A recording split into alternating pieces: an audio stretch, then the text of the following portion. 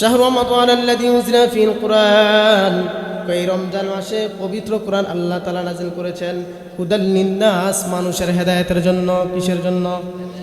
ওয়া বাইয়িনাতি মিনাল হুদা ওয়াল ফুরকান, হেদায়েতের রাস্তা এবং পথভ্রষ্টের জায়গাটা, রাস্তাকে স্পষ্ট করে দেওয়ার জন্য এই কোরআন আল্লাহ তাআলা নাযিল করে দিয়েছেন। সুবহানাল্লাহ। ফামান শাহিদা মিনকুমুশ শাহরা ফালইয়াসুম, সুতরাং তোমরা যারা এই মাসটা পাইবা, এই মাসে তোমরা রোজা রাখবা। কি রাখবা?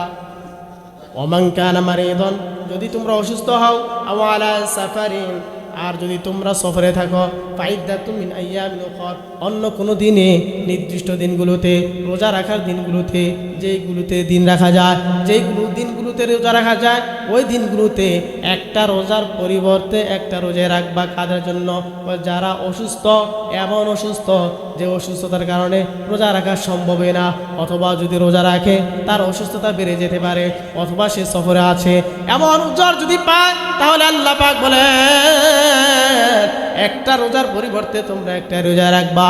আর যদি ইচ্ছাকৃতভাবে যদি রোজা ভেঙে ফেলা হয়, তাহলে একটা রোজার পরিবর্তে 7টা রোজা রাখবা, লাগাতার রাখবা।